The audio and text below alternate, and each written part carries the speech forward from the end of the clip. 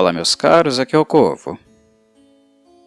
Esta é a última vez que falarei de Lestat como um ser humano, como um ser vivente, porque, a partir daqui, isso não mais constará no seu registro. Eis aqui a perda do seu dom mais precioso, e a perda daquilo que ele mais valorizava e temia perder: sua vitalidade. Aquilo que pulsava dentro dele, e que a partir do momento em que foi perdido, trouxe a ele bastante ressentimento e uma fome, uma busca por essa pulsação.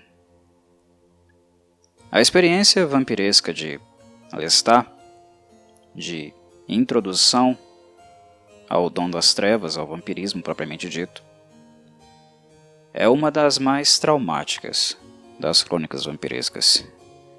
Não diria que é a mais traumática, porque há vampiros que definitivamente passaram por maus bocados no processo de transformação, de transição entre a vida mortal e a morte eterna. Mas a experiência de Lestat é traumatizante, bárbara, definitivamente horrenda, em virtude dele estar vivendo o clímax de sua vida, o ápice de sua juventude, da sua história como humano. Finalmente ele estava livre, explorando um mundo desconhecido, completamente encantado com aquilo que acreditava conhecer, com aquilo que conhecia. A cada nova possibilidade que se abria, nova descoberta, ele se sentia mais vivo do que nunca do ponto de vista existencial, e estava mais vivo do que nunca do ponto de vista fisiológico. Plena saúde, juventude em alta, criatividade a mil. Lestat experimentou o clímax da sua saúde física e, digamos também, psíquica, no ponto de vista criativo, embora a mente dele não fosse lá. Essas coisas. Lestat era um pouquinho perturbado, né?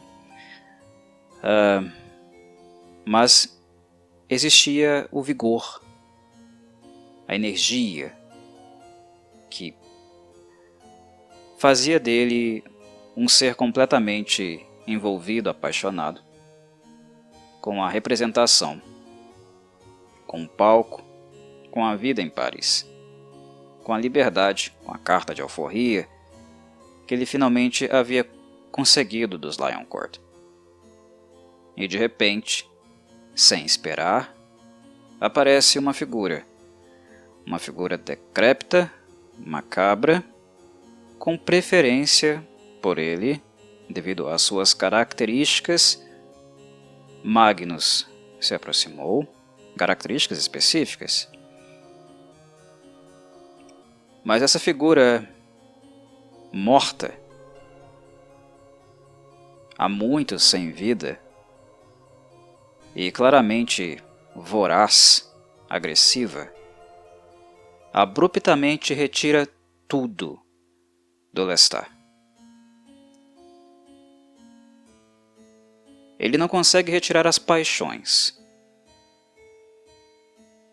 A postura passional de Lestat com praticamente tudo que o rodeia, ou a busca por isso, por se envolver passionalmente com tudo que está diante de si, Magnus não iria retirar dele. Mas isso era algo que o vampiro mestre contava. Era parte do plano de Magnus criar um vampiro assim. Fazer dele seu herdeiro e, ao mesmo tempo, através deste gesto, criar o caos no mundo vampiresco. Magnus definitivamente é um contraventor e um protagonista do caos.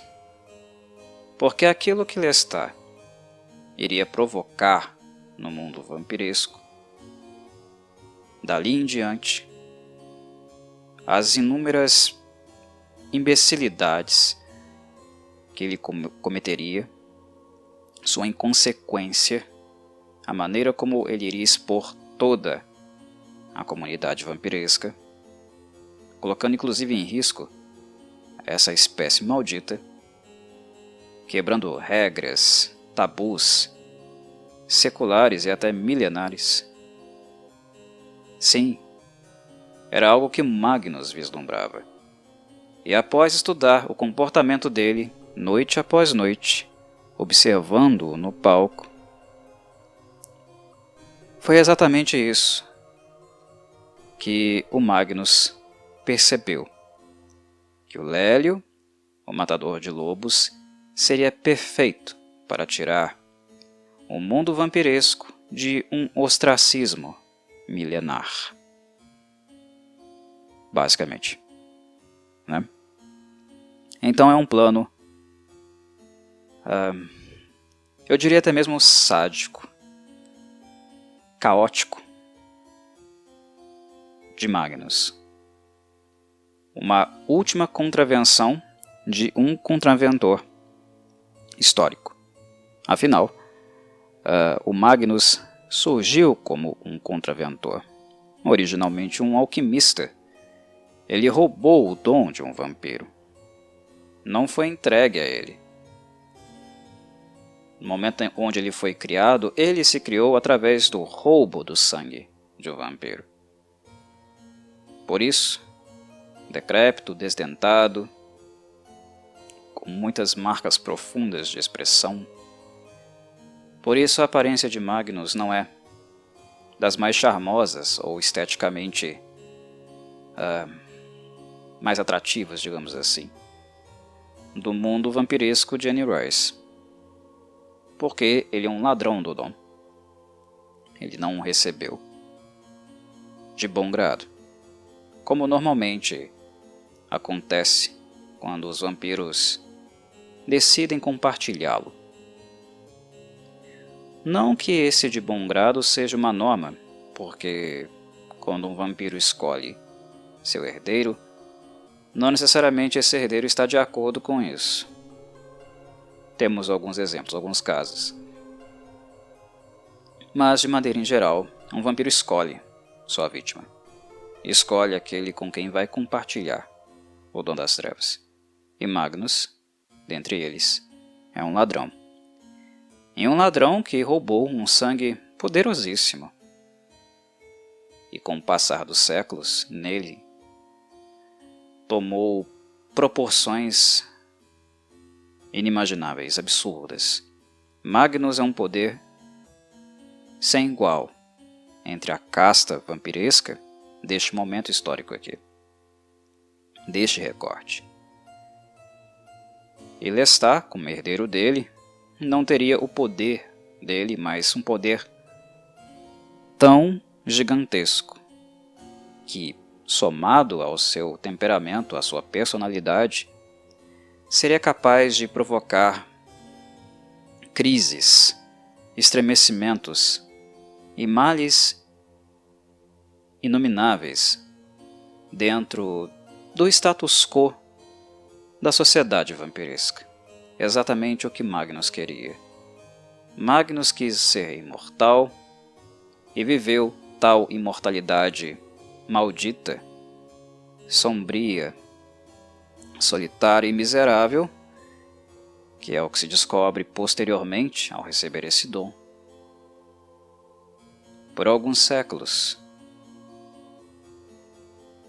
E a questão existencial, a mesmice, os costumes, os tabus, a relação com criaturas que pararam no tempo, ficaram engessadas num passado, assim como Magnus está, ele está engessado.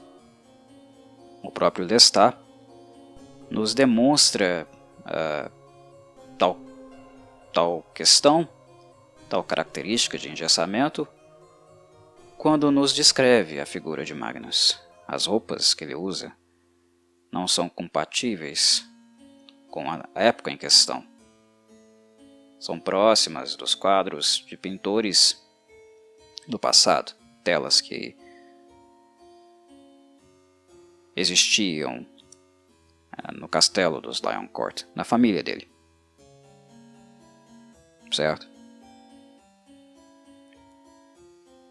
Ele, além da aparência, das roupas, do cheiro, ele claramente aparenta ser uma criatura de outra época, e cuja violência e agressividade também data de outra época. E assim como Magnus roubou a imortalidade para si, o dom vampiresco para si, agressivamente, ele furta Lestat também para si. Toma-o à força. Não há romance, não há diálogo, não há sedução. Coisas que os fãs vampirescos da Anne Rice costumam apreciar, gostar, romantizar as trevas, digamos assim. Meio bizarro isso, mas as trevas são bastante romantizadas nas obras da Anne Rice. Não tanto por ela, mas mais pelo seu público, pelos seus leitores. Entretanto, aqui não há romantização. Lestat é retirado do seu recinto, furtado, sequestrado, agredido. E reside aqui também, neste ato brutal, um primeiro registro, uma primeira marca do seu trauma profundo, um trauma que ele iria carregar depois, inclusive também espelhando tal trauma, fazendo-o vazar em seus futuros pupilos. Lestat, como eu havia dito várias e várias vezes até aqui, gosta de ser um holofote. Ele carrega consigo a necessidade de protagonismo. Gosta de ser visto, gosta de ser falado, amado, odiado. Falem de mim, me vejam. Eu sou diferente entre vocês. Eu preciso mudar. Não posso me rebaixar. Ele tenta se descolar a todo instante, e nesse descolamento do comum, de um grupo, de uma tradição, ele também tem a necessidade de ser o centro das atenções deste meio. Foi assim nesta época aqui, foi assim tempos depois com o Louis, foi assim no século XX, com a sua banda de rock, de glam metal, no centro das atenções o tempo inteiro. Não pode existir um livro vampiresco melhor do que o meu. Não, Louis. Eu escreverei um livro melhor que o seu.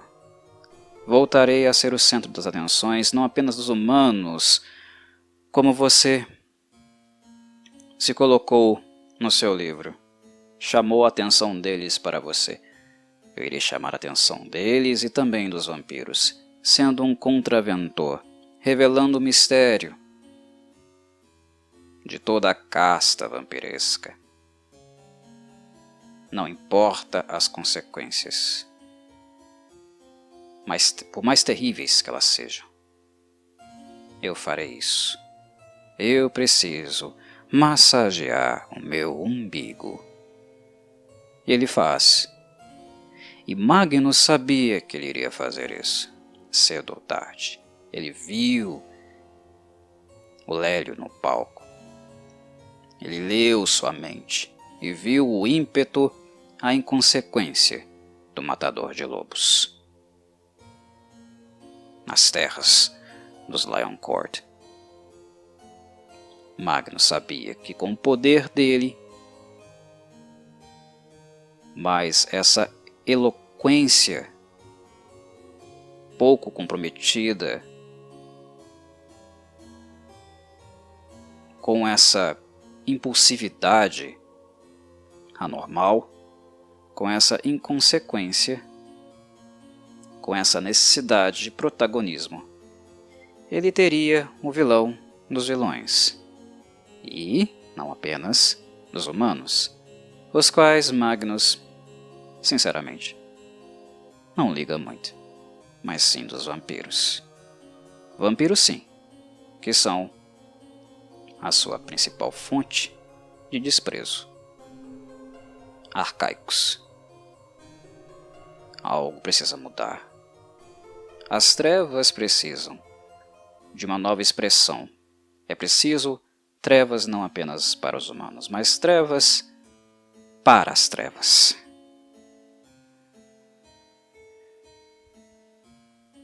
Os humanos são caçados. Quem caça os vampiros? Os humanos são confrontados, inclusive nos seus costumes. Quem faz isso com os vampiros, se todos eles ficam presos ao passado? Se todos eles são criaturas datadas, enraizadas em algum momento desse passado? Magnus foi um visionário, porque ele viu em Lestat um futuro que seria extasiante para leitores, mas não tanto se nos colocarmos na pele, no lugar dos vampiros, que seriam afetados pelas decisões desse jovem francês, que neste momento vivia seus melhores momentos como humano. Doloroso, perverso, sistemático, frio. Todos esses termos, qualidades, podem ser atribuídas a Magnus. Podemos colar isso nele. Para aqueles que adoram o vampiro Lestat, tem nele uma referência do vampiresco. Eis aquele que o criou. Corvo, mas o Magnus nem foi o tutor, o mestre de fato para Lestat? Claro que não. Por que seria? Ele tinha no Lestat tudo o que ele realmente queria. Um vampiro como Lestat, na maneira como ele visualizou, projetou para o futuro, não poderia ser tutorado. Inclusive a marca da falta, da perda da sua juventude, o grande trauma do Lestat, perder a sua juventude, o melhor de si, do seu melhor momento, as trevas tomam isso dele, o calor, o sangue quente.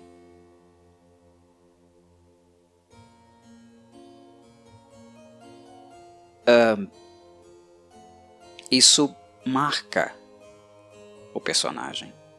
Ele projeta esse ressentimento na vida, porque entrar em contato com tudo que pulsa absurdamente atrai o Lestat, mas ao mesmo tempo o faz lembrar desse Lélio que ele era. E aí, monstruosamente, ele é vampiro. Porque é difícil conviver com tais imagens. Fascinante. Ele se apaixona por pessoas pulsantes, porque ele projeta a si mesmo aquilo que ele foi, aquilo que lhe falta nessas pessoas. Ele se aproxima, se enamora, convive com elas e depois as destrói. e algumas vezes tortura. Manipula, tortura, machuca. Lestat gosta de ser monstro. Mas é um monstro com nuances, com um caminho muito traumático, que explica muitas das coisas que ele faz. O Magnus tirou o melhor dele.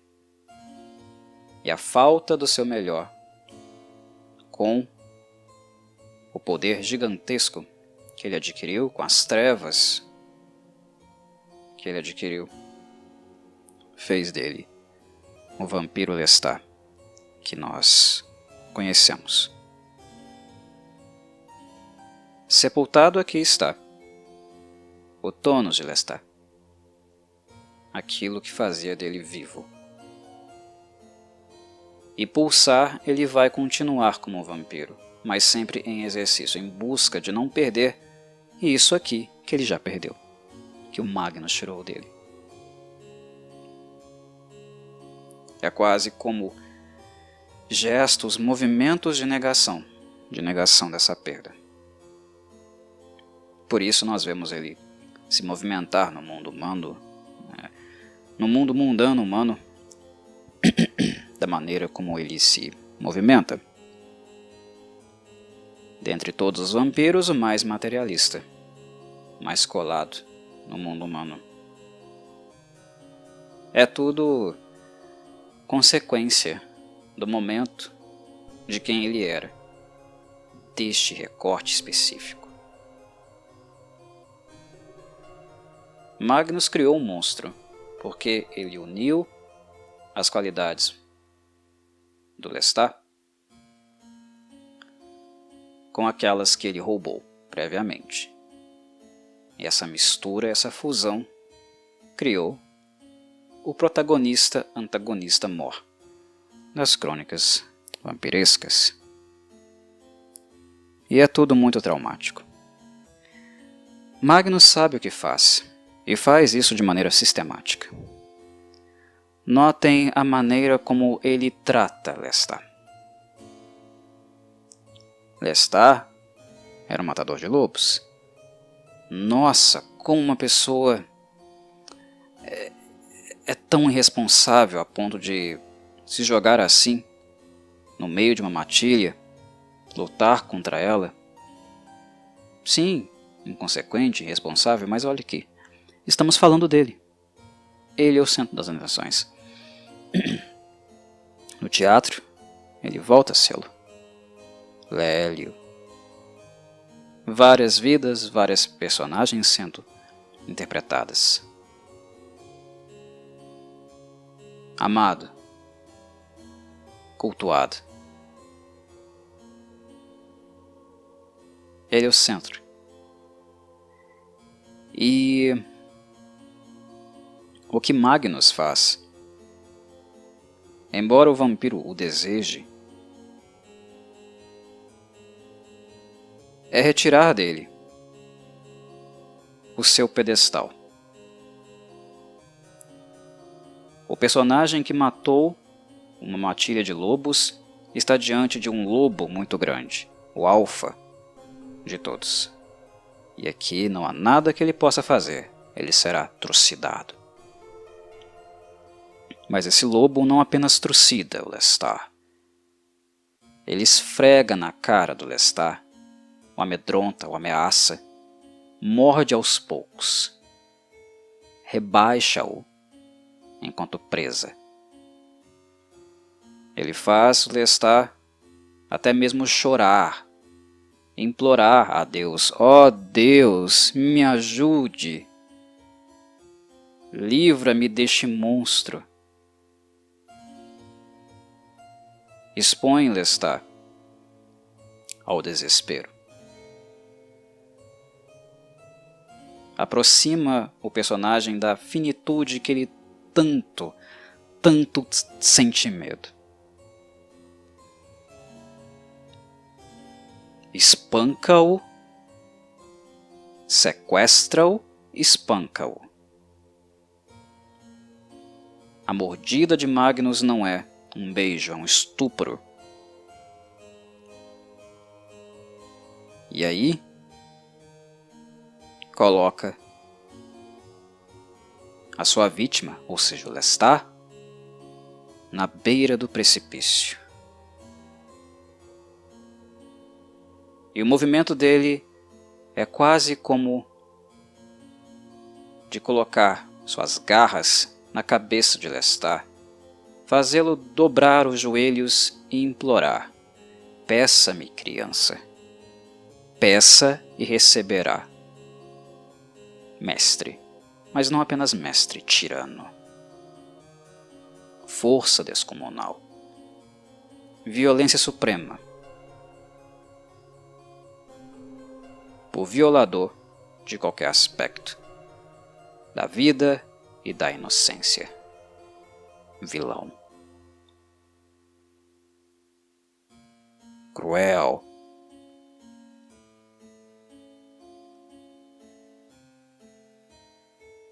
Há,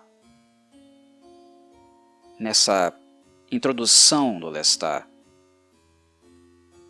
ao elemento vampiresco, ao mundo dos vampiros, fortes graus de humilhação.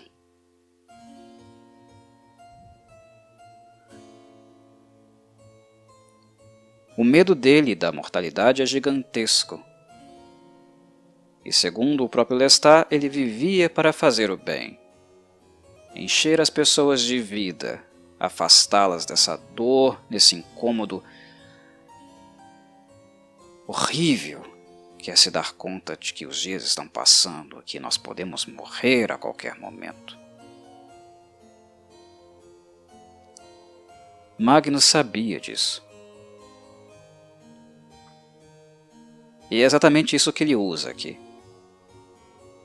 É onde exatamente ele coloca o Lestat.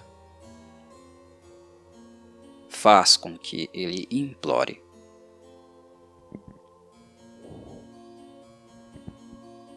Implore pelo mal. Implore pela morte. Um novo recomeço na morte. E como ele esperava, Lestat reage.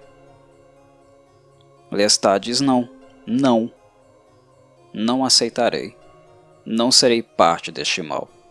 Agora que entro em contato com o mal, com você, Magnus, entre aspas, o diabo, sei que Deus existe.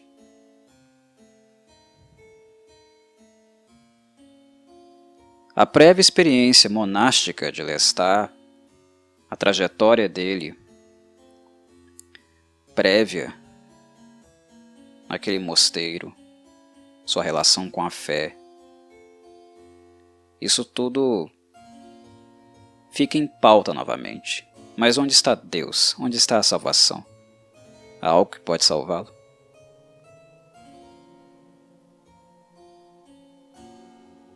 Agora ele sabe que não há apenas o humano e o fim da vida. Mas o que ele não sabia é que havia o fim da vida e uma continuidade da existência muito pior do que a morte. Uma coisa que, obviamente, ele não vai se dar conta aqui. Quando Magnus retira praticamente quase todo o néctar escarlate do seu corpo, ele não mais existe. A morte, a ideia da morte, do fim, da não continuidade, todas aquelas lamúrias, soluços, confissões feitas ao Nicholas estraçalham Lestat. E o temor impede que ele mantenha ou não. Ele é ambíguo. Ele é um opositor por natureza, coisa que o Magnus sabia E exatamente por isso o escolheu. Ele vai se opor ao mundo vampiresco. Ele vai se opor às tradições, às leis. Ele será o agente do caos. Malditos sejam os vampiros. Eis aqui, meu descendente, seus malditos. Não estarei aqui para vê-los sucumbir. Mas vocês não fazem ideia daquilo que espera por vocês. Eis Lestat.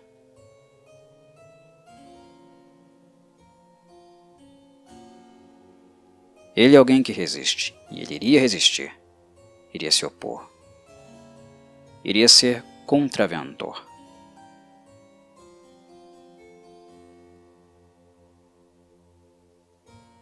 E até na morte ele o é. Mas o peso da finitude, a possibilidade do nada, nada mesmo, do fim pleno, da não existência de espíritos, de um mundo etéreo, sobrenatural, invisível, de alma, pesa.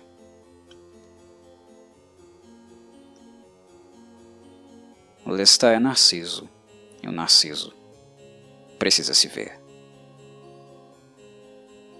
se contemplar, investir em si mesmo. Se não há continuidade, se não há corpo, não há perspectiva.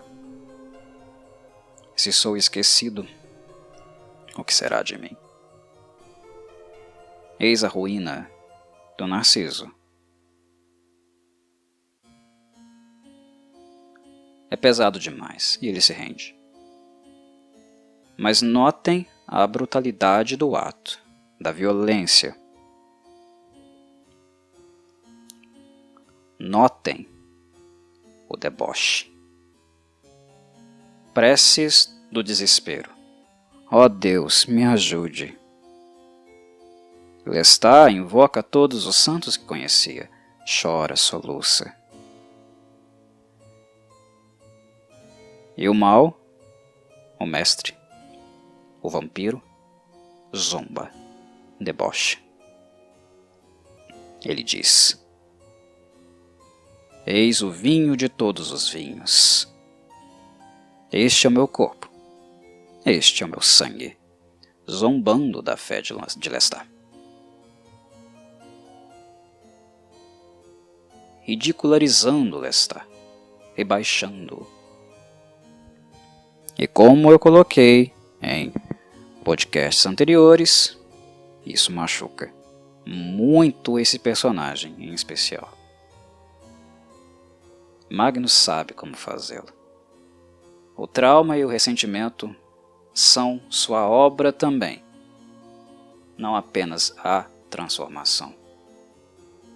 Aquilo que ele tira de Lestat, exatamente neste momento, é um tesouro que jamais ele iria recuperar. E a fome, a falta de vida, de condução, dessa pulsação, dessa ardência, aparece logo em seguida.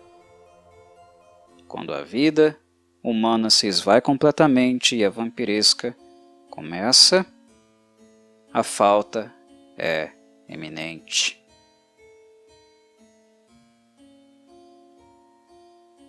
Lestat não tinha como saber aquilo que realmente o esperava, embora ele tenha devaneios a esse respeito. Ele diz: eu agora tenho tudo o que eu sempre desejei ter. Ele tenta beijar Magnus, que o afasta. Ele diz: guarde seus beijos para os outros. Siga seu mestre, cumpra seu dever. Não há amor aqui. A engenharia deste ser, desse personagem, não envolve muito amor, ou pelo menos Magnus não vislumbrava isso. Não era esse seu assento. questão é como essa ardência, essa necessidade de ser amado e amar, que era grande como humano e agora miserável, sedento, na completa falta enquanto vampiro, iria, aparecer de forma ainda mais dramática. A questão central, o que Magnus visualiza é como o Lestat iria em direção a isso. Em direção às respostas, às perguntas que sempre fez.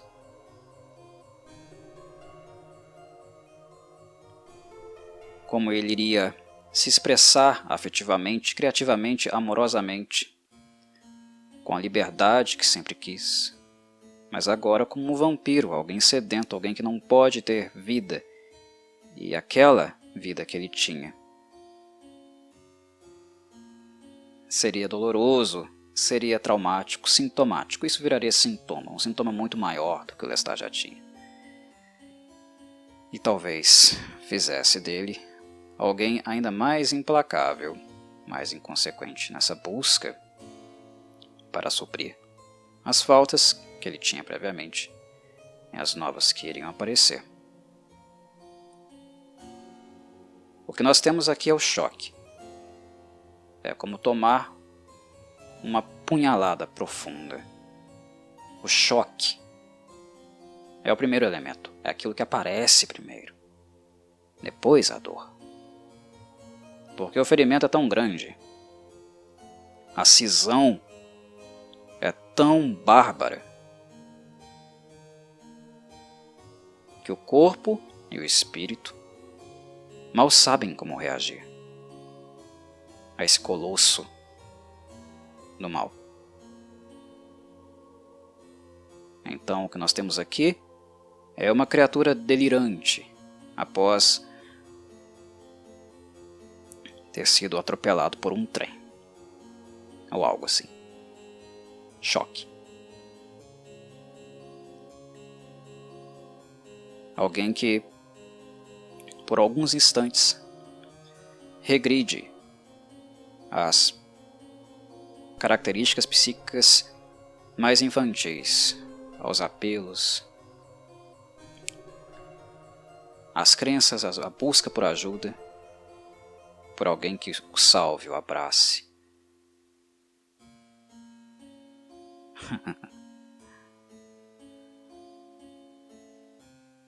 Estar numa situação limite, sob pressão, com a vida em risco,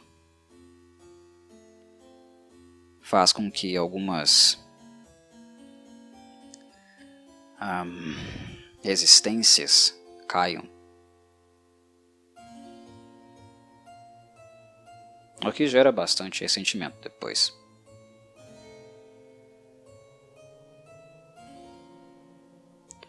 Tomado, sequestrado, humilhado, assassinado. Não há amor. Lestat é um meio para atingir um fim. Magnus não o vê como Lestat, não o ama como Lestat, mas ama o propósito, o fim, que através dele seria realizado. É como se Lestat, de um lado, fosse alguém que precisasse ser visto o tempo inteiro, amado ou odiado, e diante dele está uma criatura suprema que o vê, olha para ele, mas de fato não o vê. Não porque ele não pode, mas porque ele é irrelevante. Ele é algo secundário ao seu plano maléfico, aos verdadeiros objetivos que o Magnus tem para com ele. Lestat aqui completamente destroçado, projeta no Magnus um amor, um sentimento de um pupilo para com um mestre. E percebemos novamente um movimento de regressão. Isso nos remete, por exemplo, à história dele, os momentos dele, breves, mas ainda marcantes, na vida monástica, quando ele tentou ser um servo de Deus. Lembram-se?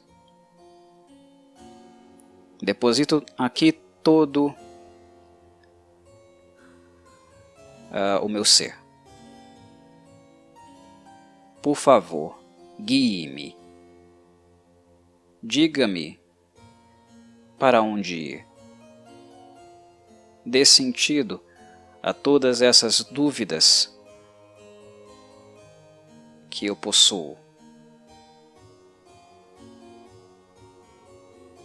Faça da minha vida uma vida que tenha sentido e propósito.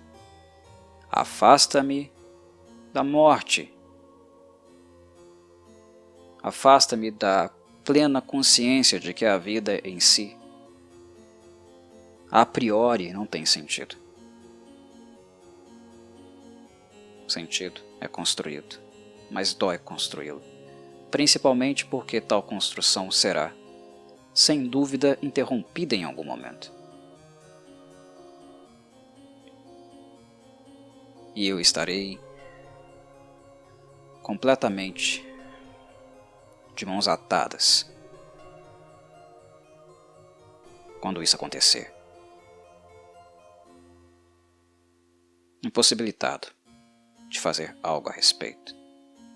Mas ainda há tanto para descobrir, há tanto para fazer, há tantos papéis para interpretar, lobos para matar, amores para fazer. Salve-me. Estar no limite, com a faca no pescoço, ou melhor, com as presas, faz Lestat ter essa regressão. E ela é tortuosa, é violenta, medonha. É muito cruel o que o Magnus faz. Mas há um plano aqui, um plano perverso. Essas marcas, esses sintomas ficariam com Lestat. E como são adventos, surgem na sua transformação,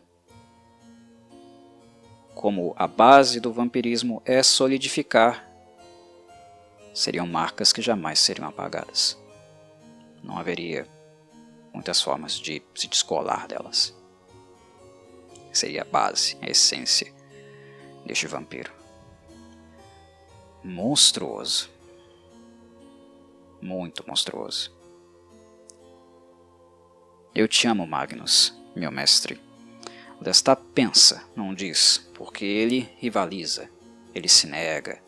Ele é um contraventor, alguém que desafia. Vem, faça isso, Lestat. Não, vou fazer o contrário. Coisa que Magnus vê. Mas o impulso interno existe. Guie-me, meu mestre. E o que o mestre dele, no caso, o Magnus, irá fazer a seguir. Negar isso a ele.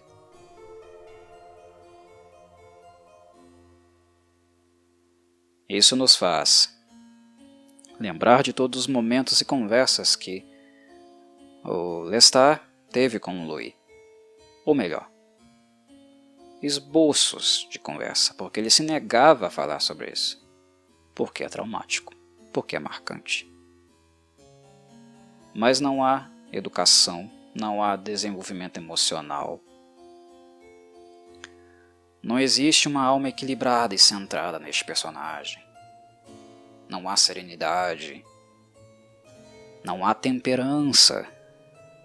Isso não é Lestat. Então Lestat, com os seus pupilos e futuros amantes, sintomaticamente repete Magnus e cria novos seres marcados, flagelados. O que vocês quiserem chamá-los.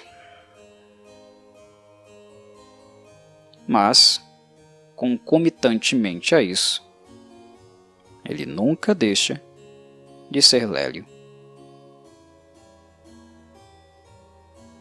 A criatividade, a extravagância, a experimentação, tudo com altas doses de passionalidade, continuarão com o personagem, mas agora com traço, com a característica do dom das trevas, que nada mais é do que o dom da morte. Aquele que possui a morte e a traz para o que é vivo. Se antes, como o Lélio dos palcos, Lestat queria fazer o bem, dar o bem, palavras dele,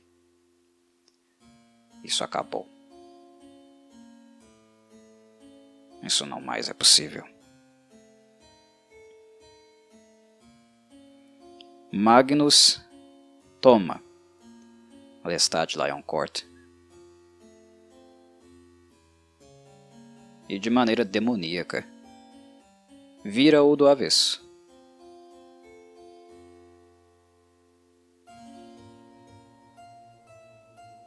É como se ele enaltecesse, colocasse um acento nas chagas, nos sintomas, e retirasse do Lestat possibilidades de dar conclusão a todos os dilemas, tormentos, demônios que ele tinha que conviver. E ainda acrescentam os novos. Cria-se aqui uma bomba relógio, alegórica, chamativa, fanfarrona, suficiente para gerar bastante entretenimento para os leitores, né? Mas, colocando-se no lugar de todos aqueles que passaram por sua trajetória,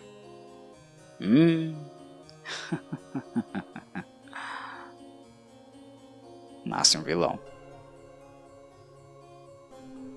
Agora sim. Antes tínhamos um perdido, alguém em busca de si mesmo, sofrendo horrorosamente com a finitude. Agora teremos alguém com isso, um pouco mais apaziguado, por causa da segurança que o dom das trevas, o poder de Magnus, deu a ele. Mas ainda assim,